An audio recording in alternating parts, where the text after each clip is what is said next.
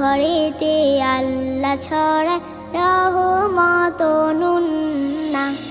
যার ঘরেতে জন্ম নিল প্রথম শিশু কন্যা, তার ঘরেতে আল্লাহ ছড়ায় রহমত নুন্না। কন্যা শিশু বরকতের খুলে দুয়ার জান্না, সেই আনন্দে আরো সেবায় মহা খুশির বন্যা।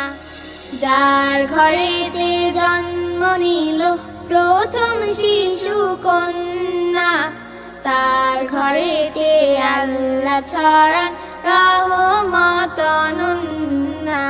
রহমত নুন্না। জাহিল যুগে কন্যা ছিল গম